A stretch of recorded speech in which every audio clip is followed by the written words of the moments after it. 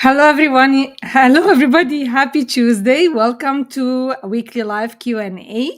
We're back to our weekly Q&A lives and I'm super grateful to be with you today.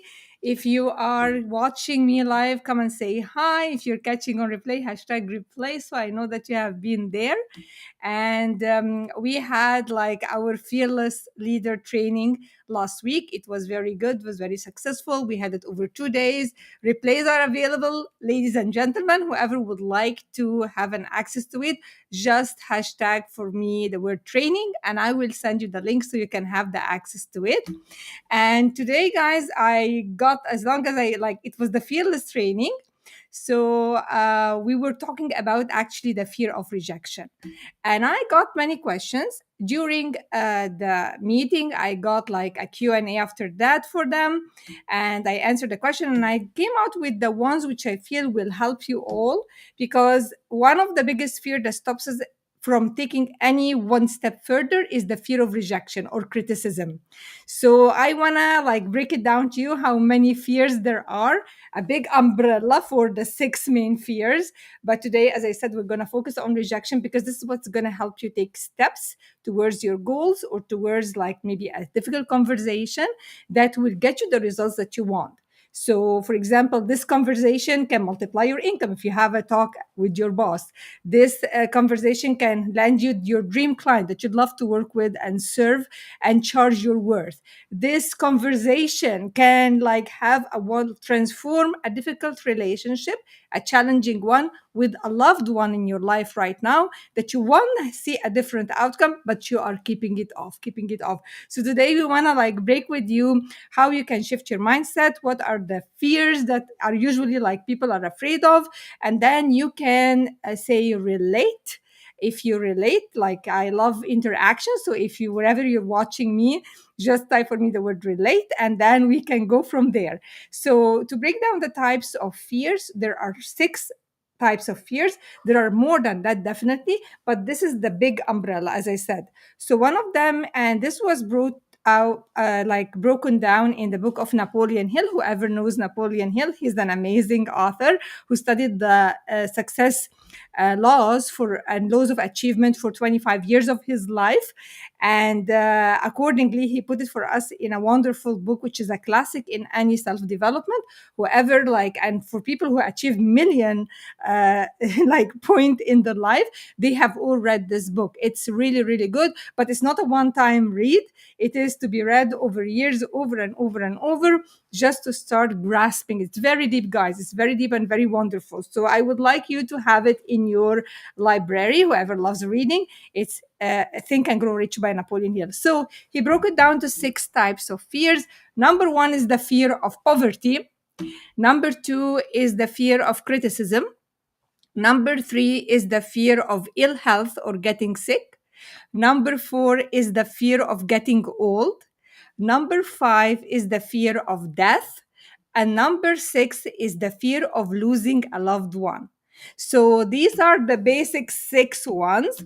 And criticism is like companion with rejection. So this is where I'm gonna dig deep in today with you guys in our Q&A to answer all your questions. And to let you know, like we were born only with two fears. None of these. We were born only with the fear of loud noise and the fear of falling down. That's why babies will like scream when they hear something like, really loud noise, and they are afraid to fall. This is the only two fears. Other than that, it is genetically inherited, passed over through generations. Cycles are like teachers, coaches, parents, well-intentioned people in your life, authority figures, but it was passed on for you. So the good thing is that it's mind created, which means you can change it. And I have, like, as I mentioned in the beginning, I have gone in depth over 2 days in a special training. It's free of charge, guys. Whoever would like to have access to it to see how I had experiential experiment with the attendees, how they know that it is just mind created and they experience that. If you want to try that, just type for me the word training so that we can let you have access to it. Okay. So today, guys, I want to dig deep about the fear of rejection. So what really stops us is not like, there is nothing called like rejection, but we all have gone through it. Like, you were rejected maybe from a favorite team you wanted to join as a kid. Maybe you wanted to be on the basketball team of the school, or like you wanted to join, like to be in the choir of your school, like you want to sing. You were rejected from a role you wanted to take. You wanted to be like, when I was a kid, there was always an election for prefect. A prefect like stand for a girl who would be like more showing responsibility and helping the teachers and the headmistress in getting everybody organized. So there was a big like yearning, and people were hungry for that. And but it was, there were lots of rejections because they have to pick only one from each class. So that was, we all experienced rejection at some point. So how does this happen? Like, what is gonna happen? Like, I'm gonna give you practical tools. If you have pen and paper, please write it down, or catch back on the replay so that you can listen, really listen to what I'm saying. So number one, when somebody says no, learn to say next. No means next. And feel grateful. This may sound crazy, but please bear with me. Feel grateful for the person who said no, because they did not, I want you to know, they did not say no to you as a person. They may have said no to the offer. It's not the offer which is solving a problem they want. Maybe it was a no, that's not the right time, but I can ask later. And I'm grateful for them, because their no helped me to work better on my presentation, and to know that there is something better I can do it and serve them better. So every no takes you closer to a yes. And statistically, every 10 no's, you get one yes. So if somebody tells you a no, like, then you say, like, inside you say thank you. Like, I mean, like, because, and this was actually done before, and there was a person who applied it, and the people were astounded. How come this kid is saying thank you and I just tell him no? And they were so blown away by his attitude. They asked, why do you thank us? We said no. He said, thank you, because I know that now I'm getting closer to the yes. So when you approach any proposal you want to present, when you want to approach any conversation you want to have, expect a yes. You have to expect a yes, even if you get a no, and knowing that this no is getting you closer to the yes. Does this make sense? Type for me sense here in the chat. Like, I see here sense. Thank you. Yes, I love that. So whenever I get a no, I'm getting closer to my yes. And rejection is never ever to you as a person. It's not the right time. Maybe you did not ask the person who is a decision maker, so you did not ask the right person to ask, and that's fine. We will know, like, who is the decision maker here, who is the one who can make the decision or take the decision, so I can approach them next time. Thank you, because now I can work and refine my presentation to serve my audience or serve my clients in a better way. When you change your fear, guys, I wanna touch base on this as well. Fear is very selfish. I'll tell you why. When I'm afraid about what people will think of me. When I am afraid that I don't have the money to pay my bills, I'm only thinking about me, right? So when I think what I can do for others with my service or with my product or with whatever I'm selling them, like how this is going to impact their life in meaningful ways, your fear will dissolve, it will shrink. Okay, it will shrink. Just realizing that. Like, when I take my fear, like, for example, public speaking is one of the biggest fear for all people. And for me to go, like, from not being able to speak in front of kids who were in grade 6 to being like speaking to people I have never met in my life, or to speak in public, or to go lives and to have trainings and to help and empower others, like, that was a 180-degree shift for me. And when I shifted the fear, yes, it took some work on my side. Yes, I work with my mentors, definitely, yes. And this is what I help my clients now with, because I have been there. Because fear of public speaking, you're afraid. What will people think of me? What they're gonna judge me? Or does my hair look perfect? Do I look like fantastic? Like, I'm real, I'm a human, you know?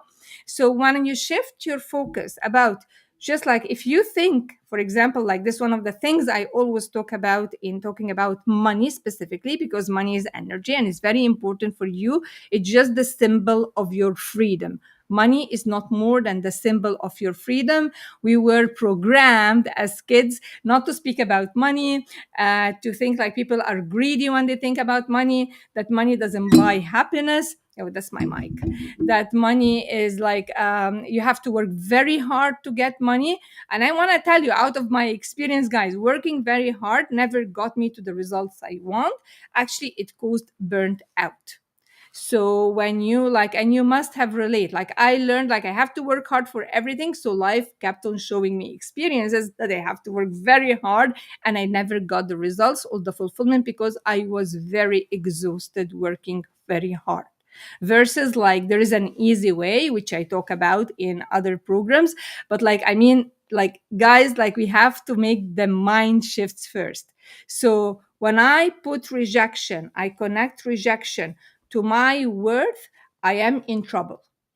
Okay, because it is like I reject me and my self-esteem diminishes, my self-worth diminishes. Okay, so and I talked as well, guys, in the training, the fearless leader, which you can have access for it for free, about fear or self-confidence versus self-worth or self-esteem. They are so different apart. Why? If my self-worth or self-esteem is high, I can take steps without being afraid of hearing a no. Okay, I can take steps without being afraid of hearing a no. Example, if I gave you a shopping spree, that means like you want a ticket to buy stuff as you want.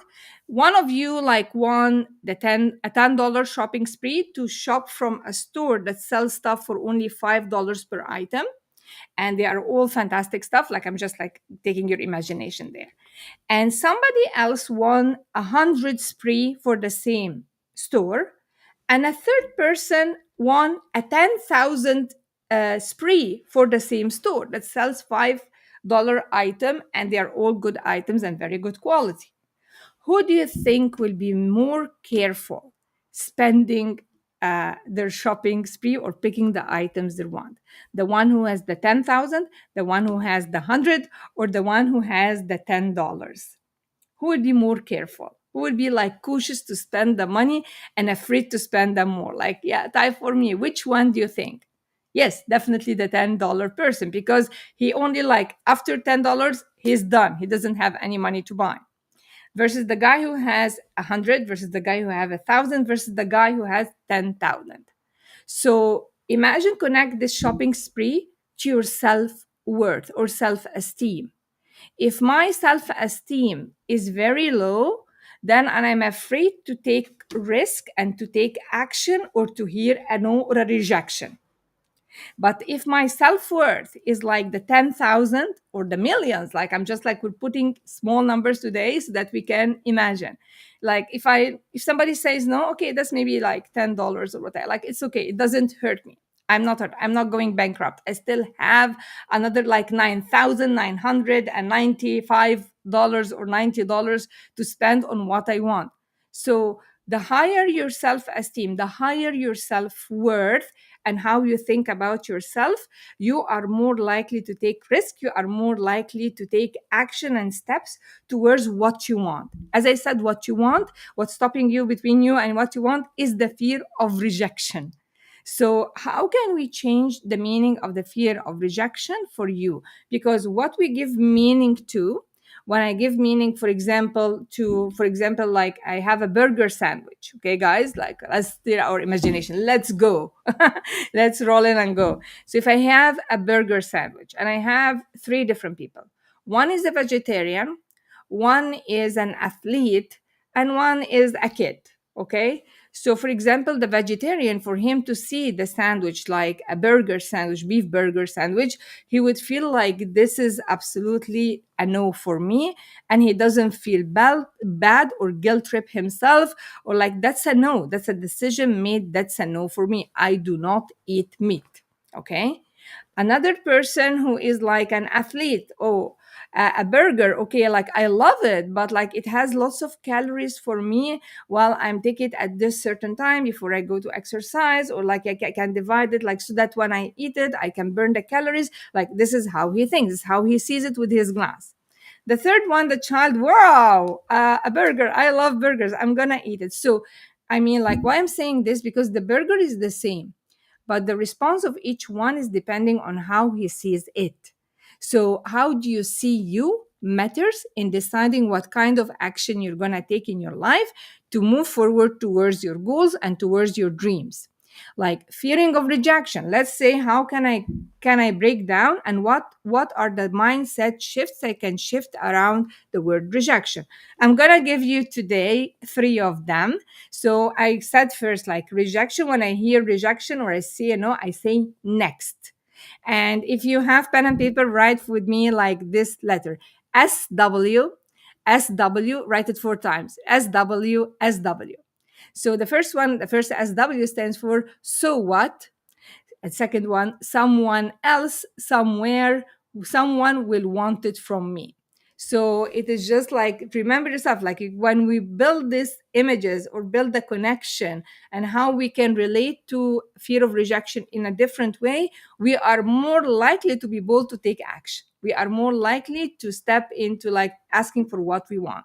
It's not like I'm afraid. It's not about me. It's about what, when I ask for this promotion, how is gonna impact every person in my life. Am I gonna like be able to get my kid X? Am I able to donate to the charity I want? Am I be able to start my project and save for it, for example? Like, think about the impact of what you can do with what you are preventing yourself from asking for, just for quote unquote fearing rejection, versus when you get what you want expecting it. Like, your attitude will decide honestly the outcome. But if your attitude comes when you're feeling bad about yourself, I'm like, oh, people will reject me, or what they are gonna think of me, what they are gonna say to others about me, then you are actually building and making the path for the rejection ahead of people telling you no. Okay, so as again I said, like, imagine you have the shopping spree. Rate your self-esteem $5 or $10 versus 10,000 versus million, versus like the more you have, higher self-esteem, how you see yourself, how you talk to yourself. Actually, on day 2 of the training, we went in depth and I made them have a critical analysis, how they can put themselves on the chart of self-worth versus self-confidence, because there is a huge difference, guys. Self-confidence means the results or the achievements or the skills I have that allows me to go up for my goals or like take more steps. But it doesn't have like self-worth or self-esteem is the multiplier, because if it is 0 or 1 or 2, then when whatever I multiply by 0 is going to be a 0. So no matter how many certificates you have, no matter how many doctorates you have, no matter how many degrees you have, no matter how many achievements you do, this is all external. If the inside talk for yourself is negative, or you're thinking like the $10 spree, then it's not going to take you further. You never feel fulfilled. This is the self-fulfillment formula we cracked on day 2. And today I'm going to give you for rejection 3 of the 6 I gave them there. So number 1, rejection, we say, is God's or the universe protection. Think about it, guys. How many times you get a no for something and then later on you discover, oh my God, I'm happy I didn't make this choice, or this didn't come to me. I had better opportunities and I learned more and I met better people, and I met people who were able to push me further with my goals rather than sucking the energy out of me. This is number 1. So rejection is God's protection. Number 2, I haven't been rejected because I said there's nothing. It's never a no for you. It's for the offer you have. Maybe it's not what they are looking for. Maybe it's not the right time. Maybe they are not the people who are the decision maker. So I haven't been rejected. My creator, God, hid my value from them because they are not assigned to my destiny. That's a big one. I love it. They are not assigned to my destiny. When you cling and you want like to get the approval from certain person or a certain project or whatever, you are just like, this is, oh, I want to get his or her approval. You are excluding the millions of opportunities available to you just by holding to it.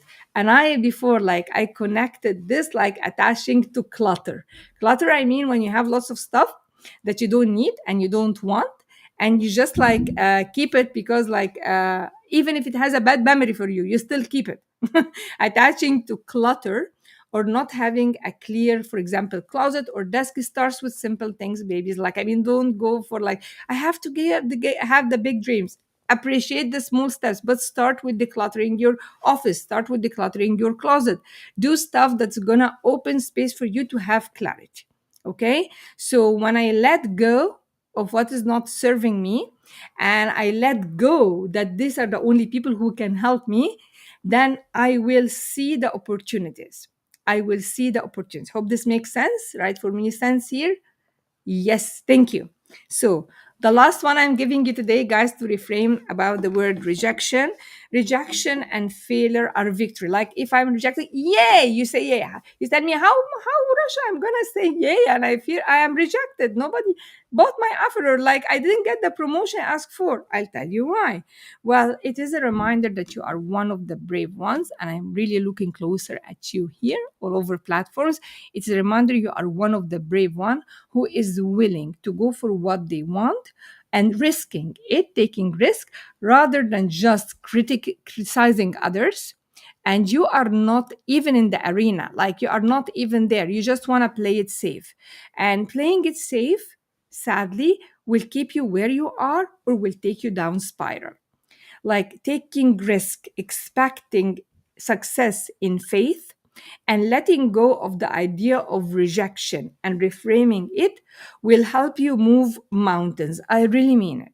Like, how many of you were really like I'm talking, for example, I'm a mom. Okay.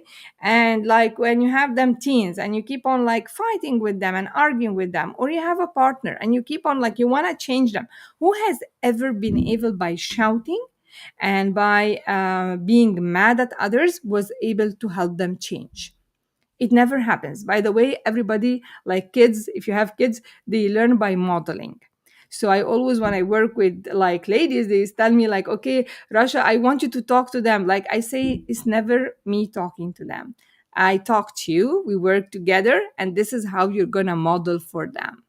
You never change anything by forcing it. Imagine if I have a volleyball and I am submerging it under the water and putting a lot of pressure on it. I want it to just like sink down, right? And I'm pushing, and then once I leave it, in a second it floats to the surface. So what you are fighting and pushing and trying to make happen versus allowing it, letting go and letting things happen, like the easy way, guys. When you put a lot of pressure, you put a lot of stress, you will have wrinkles so easy. You will get like panic attacks, you will get like mental illness, and you will live like an anxiety is a mental illness, right? So, versus letting it go. So, let's recap what we covered today together. Hope this makes sense to you. And I'm grateful for whoever is able to tune in with me on a short notice. But I will always go live again. And I will have a Q&A live weekly for you this time, and send me like, okay, like like you will have replace access to it because it's available on all platforms, right? So just let me know if you have questions, because I said every week, like we used to do, I'm gonna cover one of your most common question that can serve you all better. So first of all, we defined how many types of fears are there. We said like 6 fears, and we were born only with two. And then we talked about mostly the fear of rejection, because when I'm afraid what other will think of me or their criticism. I have as well like said they are way more important than me and then more than what I believe. And I let myself being subject to listening to other opinions. So I'm not making a decision. So I'm not even living my life or dream because I'm listening to others. I'm afraid of what they are gonna say. And listen, guys, rejection or criticism is not gonna kill you. Like, it's not gonna, what is not gonna kill you? take action. I'm not telling you to go and jump out of the window. Like, there are rules, and there are like rules, honestly, universal laws and laws governing our universe and how it works. So in order for you to move this barrier, it's a mental barrier. If you want to see how this is done, like I said, we covered it in a training, and all you have to do is just type the word training in order to have access to it, to watch it, because I did it. It's available, the replay, for only 1 more week, and I want more people to benefit from it because it was super, super useful. Okay, so that is my gift for you if you want for today. And then we redefined, like, rejection is not for you, it's just for the idea. It's not the right person, it's not the right time. I'm grateful for the rejection because I know I can change my offer, I can work on my communication skills, I can, well, like, it's giving me a chance for me to grow. Like, this is things I'm grateful for, the no for that. Plus, every no is going to get you closer to a yes. So take the bold action. Because simple question, guys, to ask yourself: is it costing me more not asking for what I want, or is it costing me more staying safe where I am?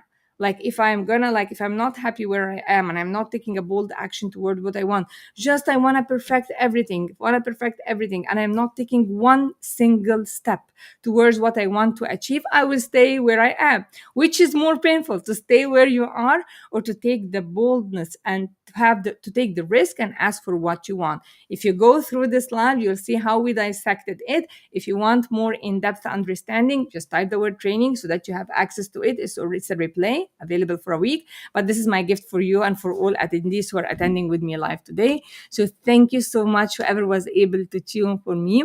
I love you and I'm grateful for all of you. And we'll see you next week with another question of your questions that will help you achieve your goals and take massive action. Have a wonderful rest of the day. Bye, everyone.